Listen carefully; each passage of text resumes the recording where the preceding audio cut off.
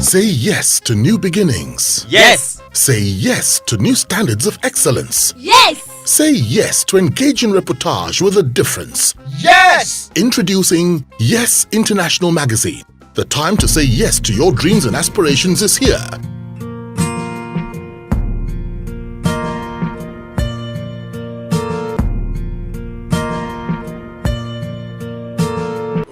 Your posters were defaced. I mean, people were taken aback in this age and time. How did you react to that? What was your immediate reaction to that? It's interesting because I was coming in from a program, the Unusual Praise, a program that was being held at Lekki. This is about past 4. And one of my own people who was with me was going home on third day, and that was how the person informed me. Well, the kind of person I am, I just decided that I would sleep first. Because the tendency to react at that point is to do the wrong things. And I slept and woke up in the morning, and I thought that the first thing to do was to inform the Commissioner of Police, which I did. And he was also surprised. But having said that, I think for me, I'm not even sure that they thought it through well. I'm not sure that it was I'm not sure it was even good for them. But I believe that those who did it, those who planned this thing, felt that it was a way to intimidate us. One, that they could use it to intimidate us. Two, maybe they felt that we were going to match resources for resources. In other words, they have state resources which we don't have. Because those boats, cost quite some money. So it's like we're going to give us a run for our money. So it's like, let's see how far you can go. For me, it's uncalled for. It's a cowardly thing. I was looking forward to issues-based campaign. Let the people even enjoy campaign. Let them appreciate what it's about. Not to bring violence and such things in. I think for me, it's just unacceptable, and that's it. Yeah, some of their members, I remember when we put up some write-ups out there, some of them, let me quote one of them, the National Legal Advisor, APC, that's talking about Mr. Babatunde Ogala. He was asking, how sure are we that PDP did that APC did that some PDP members could have done that? How do you react to that? Well, let's put it like this, because that same night, as ours were being destroyed, theirs were being put up. We didn't give the full story. One of the guys who was putting up the boards was actually kidnapped that night, but they reported to the police, and the police did help to retrieve the person. Now, because the question you probably ask is, why didn't they arrest the culprits and all? Well, that's another story altogether. But we got it. So I'm sure that there's some people who know, and we all know where it came from. So, based on this case, you said you reported to the Commissioner of Police. Yes. Has got back to you. What yes. The Commissioner of Police did say that. His first reaction was, it means that they're going to have to, put surveillance over this. It's not about surveillance. How many places are you going to be putting surveillance over? That it is the fact that it is going to create a problem, And he has called for a meeting, in fairness to him. He's called for a meeting tomorrow, Wednesday, for all parties. And I believe I hope is to read the Riot Act to everybody. And also probably appeal that this is not the way to go. But I want to believe that since it happened, even the other party has seen that it wasn't really in their own interest to do what they did. Yeah. So talking about issues which you raised, I understand you're running issue-based campaign. Yes. What are these issues for Lagos? The issues start from, we talk about freedom. We believe that there's a disease in Lagos, and a lot of other things that are happening are symptoms of that disease. The disease is that there's this, there's this stranglehold over Lagos in terms of money, in terms of political power, and it's about self. It's not for service. In other words, there's a lot that is going on that you have one or two vested interests in total control or in near total control of the way our resources are managed. And I'll start from the one that most people know. We believe that for Lagos, since in the last 20 years, it's going to be 20 years since these same people have been in power, Lagos has spent some nearly 7 trillion naira. And, in that 7 trillion naira, there is what you call, whether it's a fund collector or fund manager, which is a private company, that takes a percentage of this 7 trillion. Now, try calculating what the percentage of 7 trillion is. I'm sure your calculator is not likely to be able to do that. So they're taking a percentage, and one has to ask, these fund collectors or this company, do we see them? Do we see anybody? The people that come to chase us are Lagos State Inland Revenue Service people. So what is the essence of taking this money? Now, it's made worse because Lagos has refused to domesticate the Freedom of Information Bill.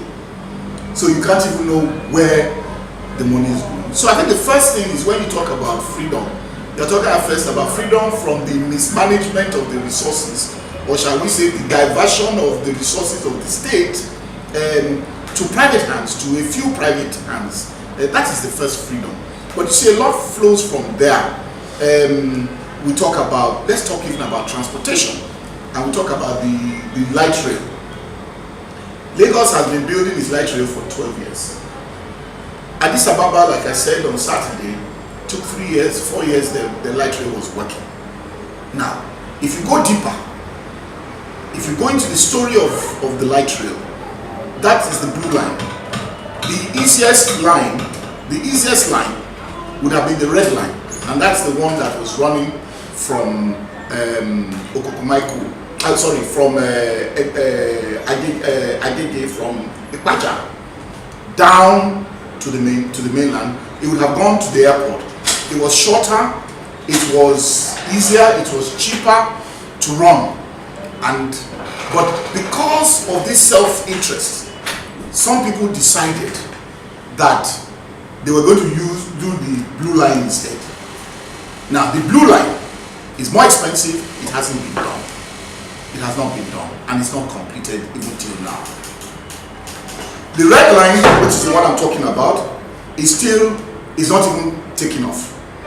Now, who suffers? The people. So we're saying, why should it be? Let's talk about, I'm still on transportation and all. Let's talk about the BRT. You have the BRT buses today, more or less nearly grounded. Grounded why? Because it is this same interest that own the BRT buses. Now, that is grinding to a halt. If you go find out, they're not paying for fuel, they're having problems in fueling the buses. If you buy a ticket for a day, today, which cannot be used the next day, by the time you spend 4 hours trying to and you don't see a bus, you lose your money. Now, but the new buses that have been bought, delivered to the state for the last 4-5 months, they're not in use. They're not in use because this was bought by the government. If this goes out, it means that this same vested interest will lose on the buses that are already on the road, because it's going to take over the business. So the powers that be say, don't release these buses. Who is suffering? So when we talk about freedom, it's freedom from suffering for even the poor. That's as far as buses are concerned. And I can go on. We talk about freedom. I've talked about light rail. I've talked about buses. We're asking, 7 trillion after, is our waste situation better? 7 trillion waste, 7 trillion health, 7 trillion education. You go look at the statistics. Even the children of the poor, their parents force themselves to send their children to private primary schools because the public primary is not good. Meanwhile, the real education of any child in today's world is the basic education. All those people, Facebook and all the Zuckerbergs and the Bill Gates, they were superstars not from university education. They were superstars from basic education. Today's basic education is about innovation. The child must be able to think big things and know he can do it. We don't have that any longer. So when we're talking about freedom, we're talking about that kind of freedom. Let's look at all the recent happenings politically. When you talk about freedom, you see, if a party or if a group of people do not practice democracy, we all suffer. So you have a situation where, like I said, between now and May 29th, governance is at its lowest, because you have created an internal problem within the party, within the administration, that makes the governor today totally redundant, totally ineffective. There's no authority any longer. In fact, if you go out today and you see that the candidate and the governor go out together, people are rushing towards the candidate rather than the governor. That's the kind of setup that we have. So when we're talking about freedom, we're talking about such things. And I can go on and on and on about what we're talking about. Power. Power, for example, we're talking about power. Again, 7 trillion after. We still have a power problem. The truth is that there's embedded power that can be used in Lagos. And so when in my media launch I talked about a minimum of 1,000 megawatts, it's because we have thought it through. I know that it is possible to have more power. When Lagos needs, I think, about 3,000 megawatts constant. I'm not saying it's going to satisfy everything, but with 3,000 megawatts, everybody will be happier. Micro, small, medium enterprises will have power. Homes will have power. You know, that's the kind of freedom I'm talking about. I'm talking about our traffic. Freedom from the traffic. Again, with regards to traffic, you look at our traffic situation. How many people have died trying to rush to hospital? How many have lost their opportunity to get a job because they have been late for interview? How many people have had to, and I know I have had to take Okada many times to get to the airport to meet my flight, you know? These are things that you begin to ask yourself, what is it? So when people ask, so what are you going to do? I'm saying, I'm just giving you some of these freedoms, and I'm saying, well, what we're going to do is that we're going to put our campaign on a tripod, on 3 legs. Livability, which is how well are we living in Lagos, on the economy, and then on the future. Maybe I'll start with the future, then I'll be able to explain how it dovetails backwards like a value chain. If you ask any young man, in fact anybody between 18 and probably 55 today, that if a Lagosian, if you had a choice to go to Canada or to stay in Lagos, I'm sure that the answer will be obvious. That Canada, are you sure? I will go. But if you go further and say, why do you want to go to Canada? I'll tell you simply, if I get to Canada, at least I'll be assured of some kind of accommodation. I will not have problem of NEPA or no NEPA. My children will have education guaranteed. I don't even need to have a car because there's public transport. These are the things that Lagosians require. But these are the things that Lagos, 7 trillion and 20 years after, has not been able to give. Now, again, people talk about Lagos and say, oh, but it's doing well. I think I was at an interview today and somebody said, but it's doing magnificently well. And I said, what is magnificent? He said, oh, because he compared it with the state. I said, that state is not in the same status as Lagos. Lagos is a mega city. Every year, even by their own statistics, they say 1 million people come into Lagos. The way you're going to handle Lagos is not the way you're going to handle those other states. Lagos as a mega city is only one of 2 mega cities in the world that does not have a light rail system. How many roads are you going to build for the cars that we have on our roads? Now, that is the kind of thing we're talking about in terms of livability. We're talking is how well are you living? Now, when you take 3 hours to walk in the morning and take 3 hours back home in the evening, you know what the cost it is to you? The cost on your own health, the cost on your own family, because you don't even have time for your children. So you are creating miscreants unknowingly or unwantingly. These are some of the issues that we're talking about that, look, it's freedom. It has to be freedom. From the traffic gridlock. Again, the same Lagos 20 years after, 7 trillion naira after. What has been added to Lagos in terms of the road network? Every 4 years since 2003, we'll be hearing of 4th mainland. Each time campaign comes, they talk about 4th mainland, but nothing happens. Why doesn't it happen? It's freedom again. Why is that freedom? Because those that have come, in some of the cases, that want to do this 4th mainland, the kind of conditions they are giving is such that must pay the vested interest. Once the vested interest cannot benefit from that 4th mainland, they kill it. Who's suffering? It is the people that are suffering. So that's the kind of freedom we're talking about in terms of this. So we're talking about livability, education, health, transportation, housing, you know, and that's one leg of it. Then I've talked about the future, then the economy.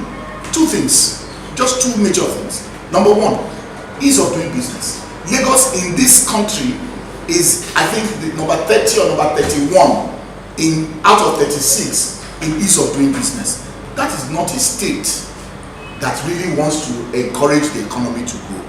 Lagos was the industrial and commercial capital of Nigeria. It has lost that industrial part to our neighbors. So you find that our neighbors say that they are the most industrialized today. So all we have now is the commercial. And the benefit of commercial is because we still have the ports.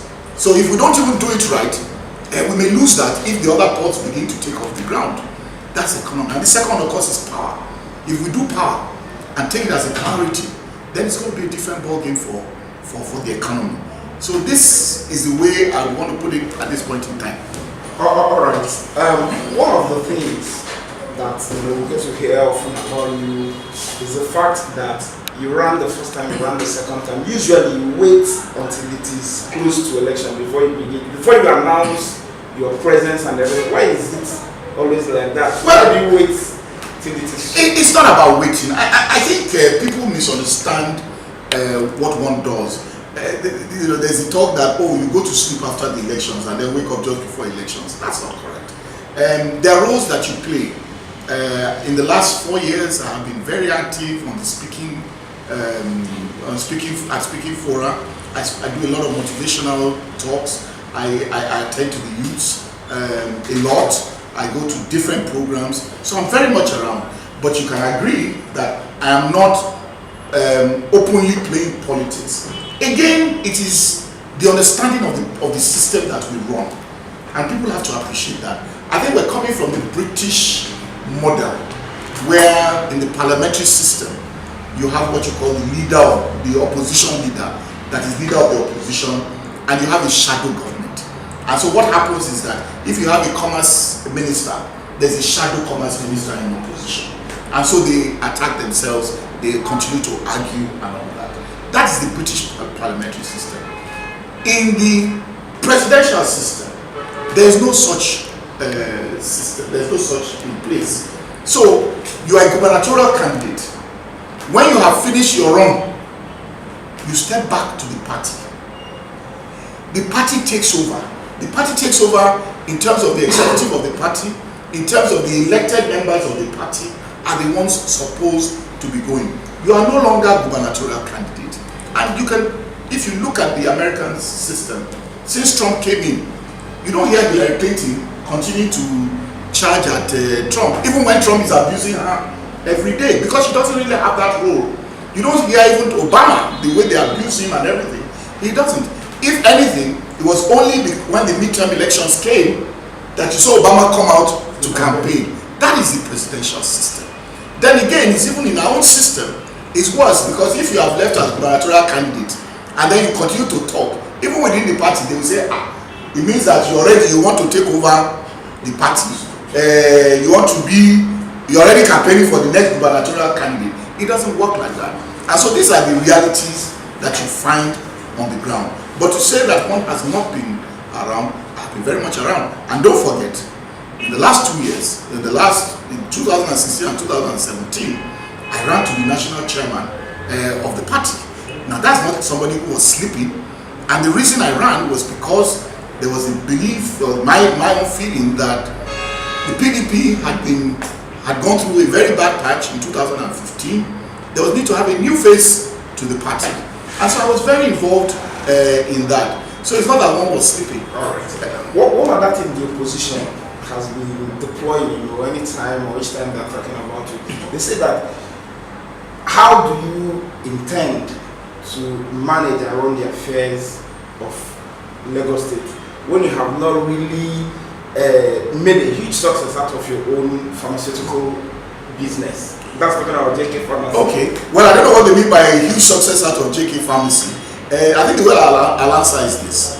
That JK Pharmacy that they talk about has made me what I am today. Whatever I am today is from JK Pharmacy. I sent my children to the best of schools in Nigeria and abroad based on the income from JK Pharmacy. I have investments that I live on based on JK Pharmacy. I think it is either propaganda or shall I say a lack of knowledge on how business is. I have set up, I don't have anything, I don't do government contracts, I don't do state, I don't do federal. So, and even they themselves tell me that I don't have anything I'm working on, but I can